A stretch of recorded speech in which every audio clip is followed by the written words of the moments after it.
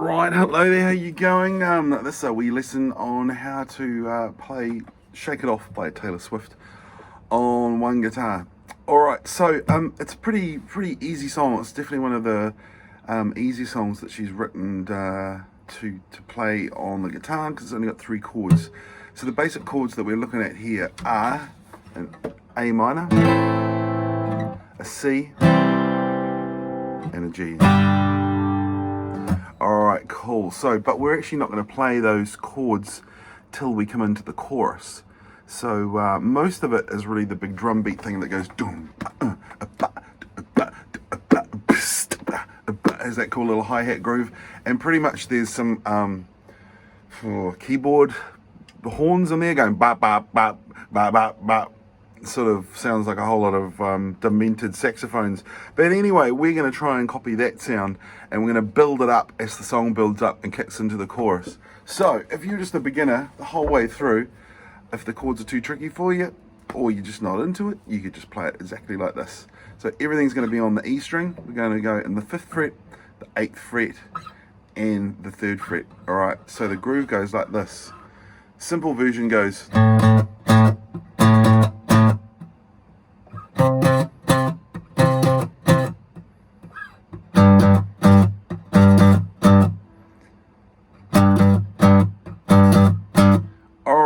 or you can do a slightly trickier version and chuck in the last 2 little stabs at the end, so it goes.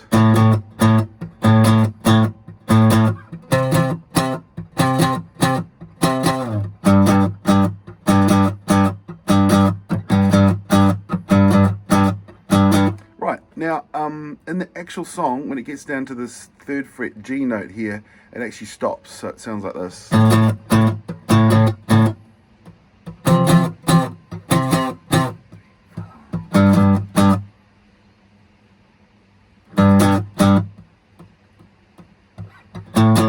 Etc, etc. But for keeping it all together and not having to have a lot of dead spaces, we're just going to keep the same groove on the G for this lesson. Okay, right, now let's have a look at the fingering for it. So really easy. Just take your index finger, place it in the 5th fret on the E string. Now make sure you lean your finger right in really close to the fret. If you're not too close, you're going to get a buzz. If you get too far over, it's going to deaden it as well. So just behind the fret. So you can see my finger here. It's literally just behind the fret, and I don't have to push too hard, even on this old Martin guitar, to get a good fretting sound. Okay, cool. So here we go. We're going 5th fret on an A, and then we're going to whip up to the 8th fret, which is a C, and then we're going down to the 3rd fret, which is a G.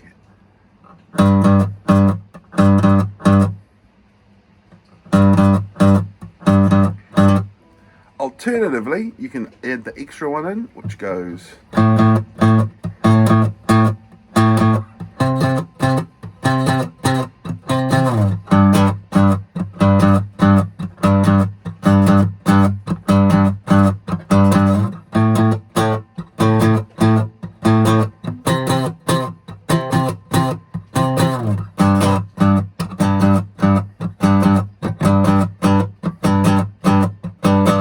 Right, now for most of those I'm just doing downstrokes. You could do up and down strokes,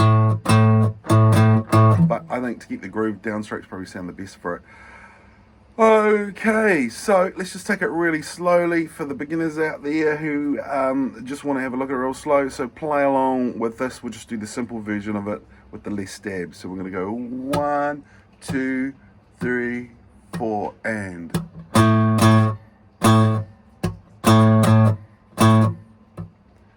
move.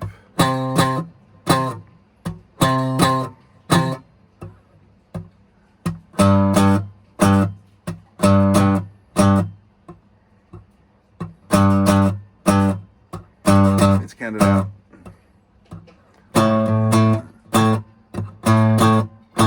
3, 4. 2, 3, 4. 2, 3, 4. 2, 3, 4. 1,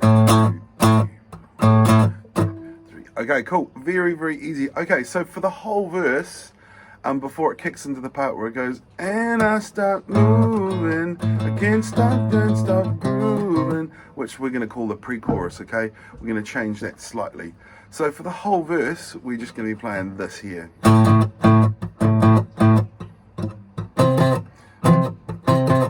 Isn't that a shame?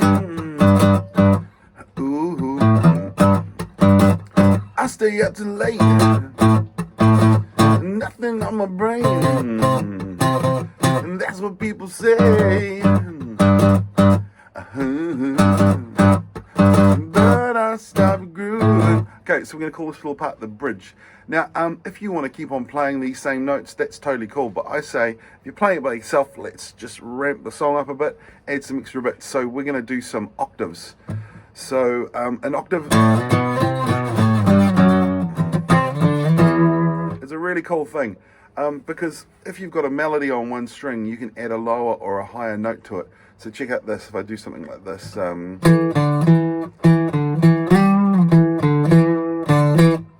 if I use octaves for it, sounds amazing. Of course I'm playing the E string there as well, so it adds a way more massive to it. Let's just quickly look at, say, a riff that you might know, like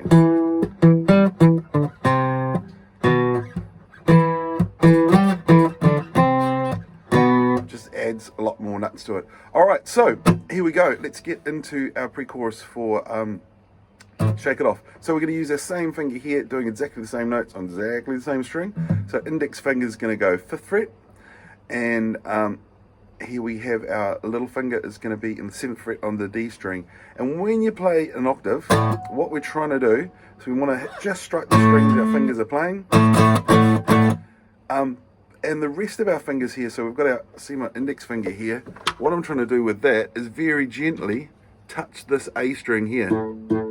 So it's choking it. If I arch my fingers, it's going to sound like that, which is fine for the first one. But if we come up, we're going to have an A over a C, which is going to sound real grody. So the trick is to try and unarch your fingers. Now, your guitar teachers will always tell you, arch your fingers, play properly. But in this case, we're trying to choke all those other strings.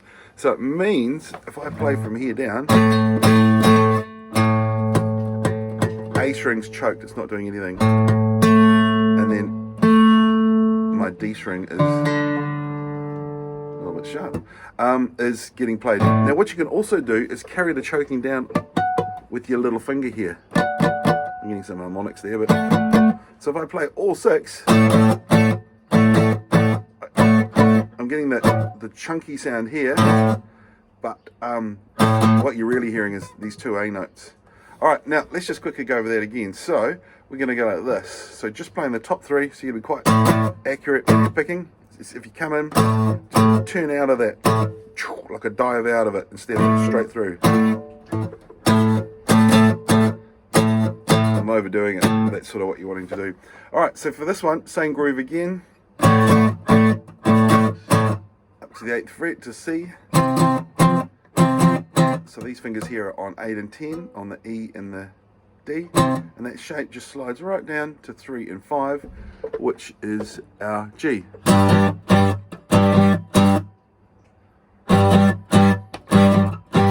Or if we want to do the slightly trickier one,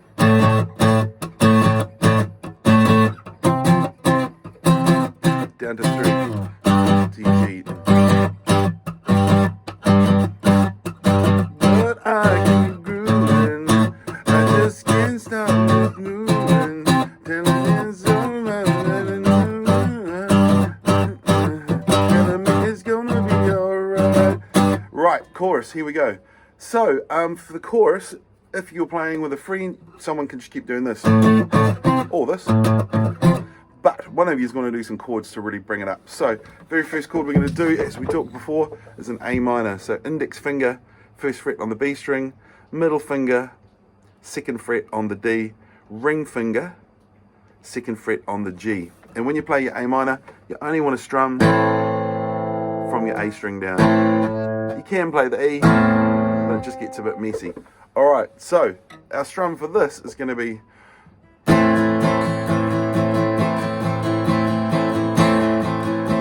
okay, so we're going to go 1 and 2 and 3 and 4 and 5 and 6 and 7 and 8. And can do 2 if you want to stop that E from ringing. If you accidentally hit it, just rest your thumb on it.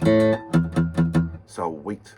Okay, cool. So the strumming we're going to do is 1 and 2 and 3 and 4 and 5 and 6 and 7 and 8 and then we're going to go to a C. So a C is a really nice transition from your A minor. We're just going to take this ring finger, pop it in the 3rd fret on the A. All right, same thing again. You're just going to strum from the A string down.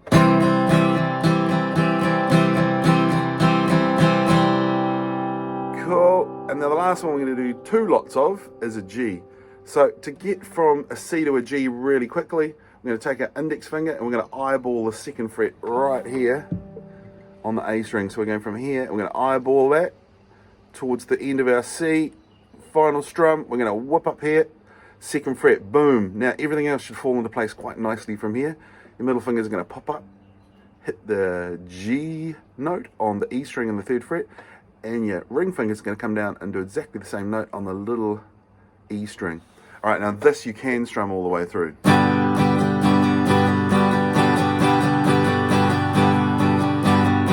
right, cool. So it goes like this.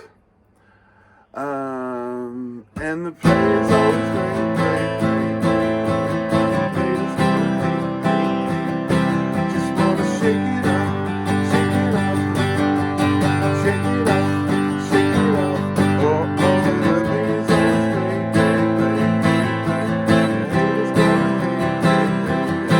just wanna shake it up.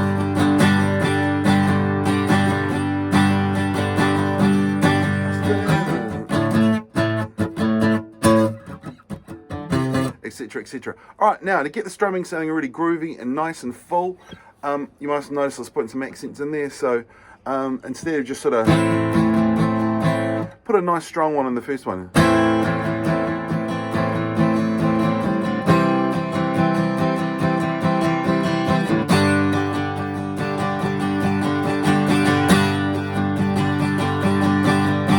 And you can muck around with dynamics as well, like I was just doing at the end there. So perhaps you go from hard to soft to getting louder.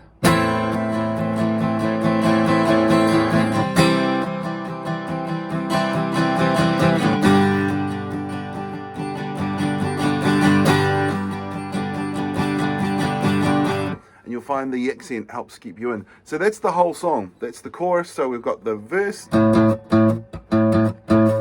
We've got the pre-chorus, and we've got the chorus.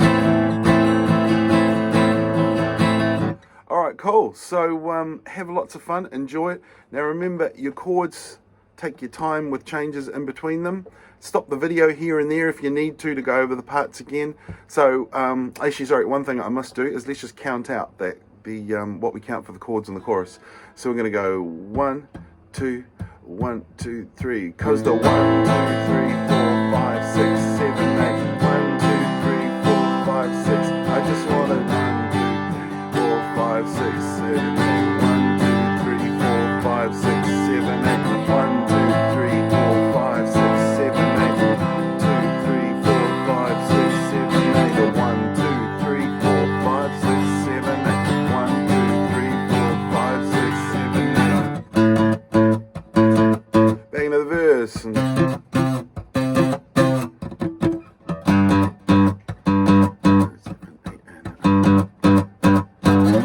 Awesome. All right, enjoy it, have lots of fun, take your time with it, and remember, when you move between the chords, think about where you're going. Don't have to take all your hands off. One movement there, eyeballing the second, bam. And of course, you're going to eyeball that 1st fret again to get back to your A minor. Enjoy, everybody. Thank you, Taylor. Thanks, everyone else. Bye-bye.